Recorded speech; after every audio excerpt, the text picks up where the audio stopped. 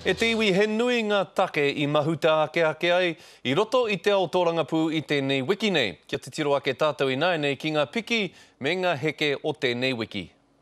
Mēnā rānei e tautuko ana ia I enei pānui a te rangatira o tōna rōpū tōrangapū. No.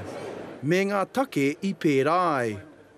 Well, I'm not the leader, so it wasn't my decision. But it seems to me in New Zealand, and in fact any society, you want your politicians to bring people together.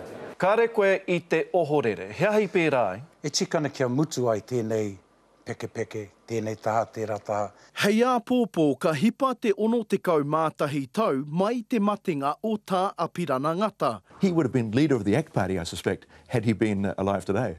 Kāre e whakae, mena I te ora tonu, ka whakawhiri naki atu ki te rōpū ACT. He rā nui whakaharahara, engari kāore I tika mai te tīmatanga. Ka taka iho te koro wai o hone harawira, te rā pēr he tohu mō ngā mahi ka whai mai. Ka oatia hau ki a piripono me te tino amane atu ki te tiriti o Waitangi.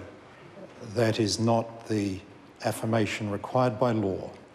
Hone Harawira will now leave the chamber and return to this chamber on a sitting day when he is prepared to make his affirmation according to the law of this land.